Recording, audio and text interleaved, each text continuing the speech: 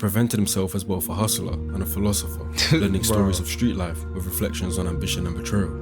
Swap, bro. Like, oh my gosh, this hurts, man. This really hurts, bro. Nice watch, run it. Hands in the air now. Hands in the air, run it. Hands in the air now. Man, I'm sure y'all have heard the news by now. Jay-Z out here doing the wild. Yo, this hurt. I ain't gonna lie. This. I had to listen to the Blueprint.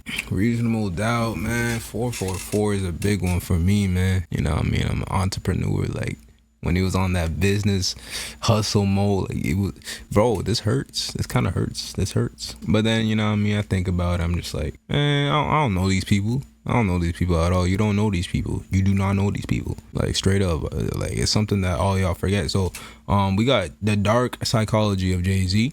If he was on some weird stuff. This is something I've been covering up, by the way, on this channel. I was like, yo, they're gonna get Jay-Z next. A lot of people have been saying that. It was like, a lot of people were talking about it. It was obvious out there. But now we got the allegations flying in. So, shout out to Jay Wisdom. I see you just hit 100K. Shout out to you, man. Let's see what's up. See what's cooking. We're gonna be looking at the psychology of this madman. You're holding it up already, bruh.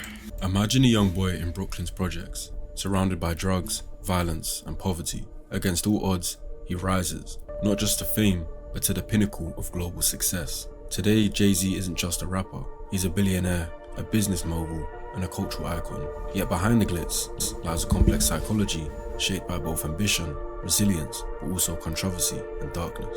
Jay-Z's story is one of duality, a man celebrated for his genius, yet scrutinized for his contradictions. And as of recently, some truly dark things are alleged. There's an accusation about Jay-Z and Diddy and a teenager, 13-year-old. Right. 99 problems. Obviously, he's got one more than that now. What psychological forces allowed him to navigate scandal, reinvention, and power? You come home at 3 a.m. and lied to me. What are you hiding?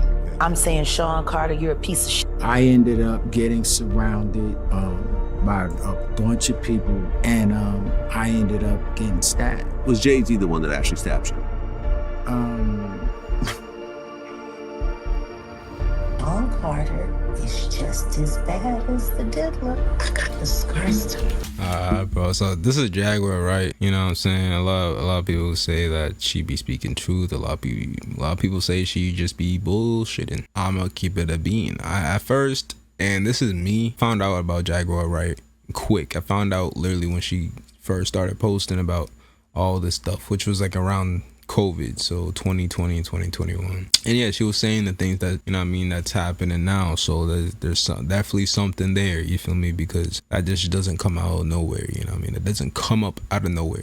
And there's so many videos that I watched where she was talking, saying crazy stories, and you know, it's like I want to believe it too, but then there's this other side of her that I feel like she's lying, you know what I mean? Like I'm sure some of y'all have picked up on it. I don't know, she just sounds a little, you know, a little bit, just a little bit. So it's like I don't know what to believe. That's why I stand. I don't know. She could be telling the truth, but she could also be capping. There's some people that have caught her literally lying. So it's like, you know what I'm saying? What's real? What's real? So now I'm just like waiting, really. The hardest thing is seeing pain on someone's face that you caused and then have to deal with yourself. This is the dark psychology of Jay-Z.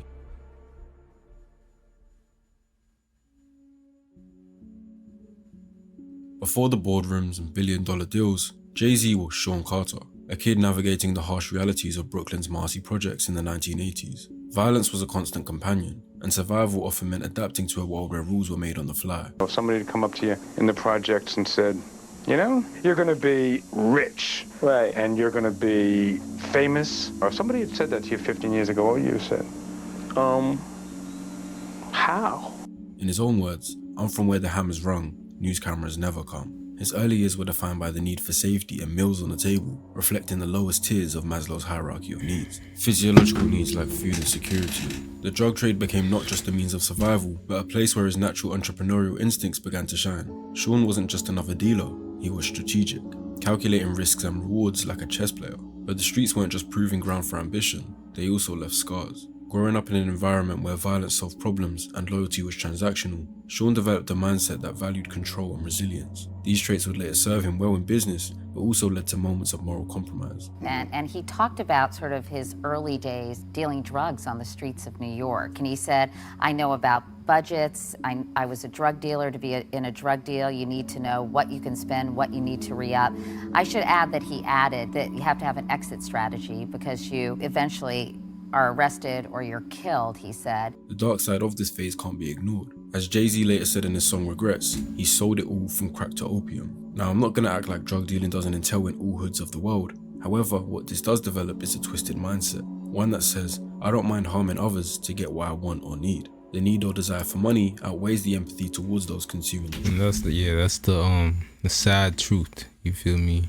A lot of niggas will do anything. See, when it comes to this type of mentality, it's like, it's a gift and a curse, really. A lot of people I know, you know what I mean, we're just watch Paid in Full, bro. You know what I mean? These movies, there's so many movies. Yeah, he's from New York too, so it's like, it's relevant there, but a lot of these niggas end up just in jail, doing crazy things, having a crazy type of mentality, and I'm not gonna be surprised if, you know what I mean, Jay-Z was on the same time, but there's also codes that, like, I'm F the streets, but there's also codes, you feel me? Boundaries you don't want to pass, and if what he's being alleged right now is true, that's just some other twisted, that's like some other type of twisted, you know.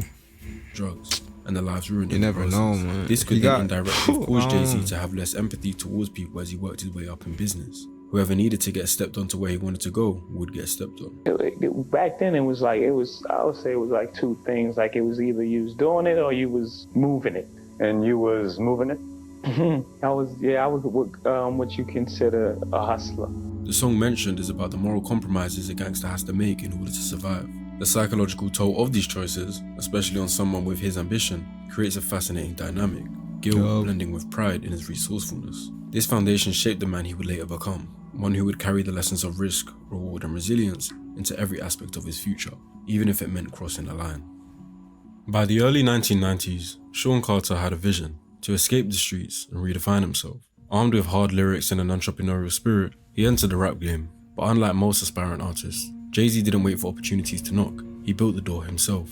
In 1996, when major labels overlooked him, Jay-Z co-founded Rockefeller Records. It was a bold, risky move, rooted in the lessons he'd learned in the streets. Control your product, control your destiny. Psychologically, this reflects grit, which, as defined by Angela Duckworth, is sustained passion and perseverance for long-term goals. Jay-Z didn't just want to succeed, he wanted to dominate. His debut album, Reasonable Doubt, was more than music.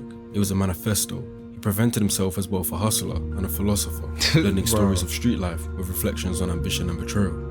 So, bro, like, oh my gosh, this hurts, man.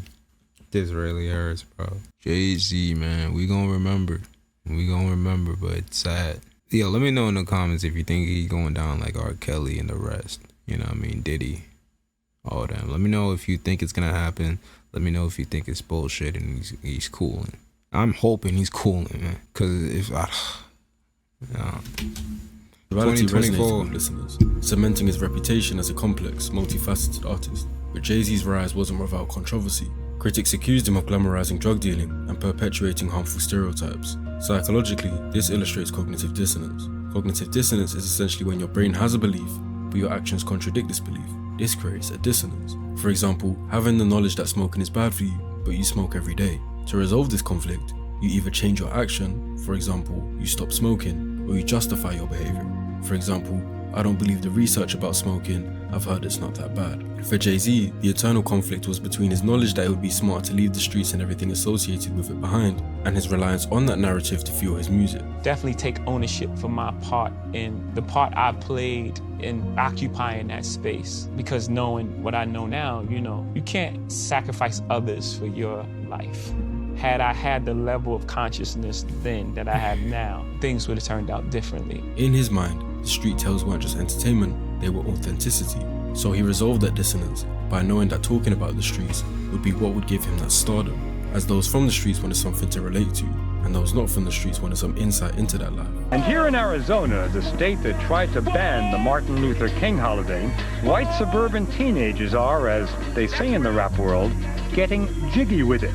As his fame grew, so did his knowledge of the game. he wasn't even the most talented rapper. It's unanimously agreed that he lost his rap battle with Nas after they went back and forth between 1998 and 2001. However, Jay-Z would eventually become the richer out of the two, and that's because he understood business. As he would say himself, "I'm not a businessman, I'm a business, man." Knowing that music was just part of marketing, he had other ideas up his sleeves, but whilst gaining all of this power, he could have potentially had something darker going on in the background. By the early 2000s, Jay-Z had achieved what many only dreamed of, a seat at the top of the hip-hop hierarchy.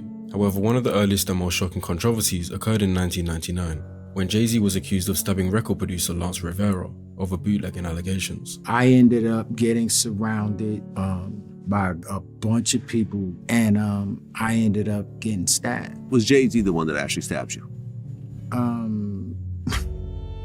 Though they spoke about it privately and the charges never went through, the incident painted a darker picture of the mogul to be. Psychologically, if this moment did happen, it would reveal traits associated with Machiavellianism, part of the dark triad theory, a willingness to take extreme measures when his interests were threatened. Between that year and the following, a 30-year-old Jay-Z would meet a then 19-year-old Beyonce, and they would begin. This is where things get weird, bro. Why?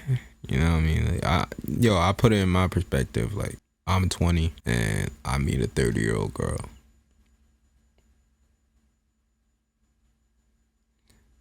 Yeah, I'm sorry, bro. I don't even care if this was 2001, 2000, whatever. It's weird. It's weird. I know she popping with Destiny Child, all that, whatever. It's weird, bro. That's what's gonna get you fucked up. Niggas are looking at y'all gang weird, man. And dating in 11 years.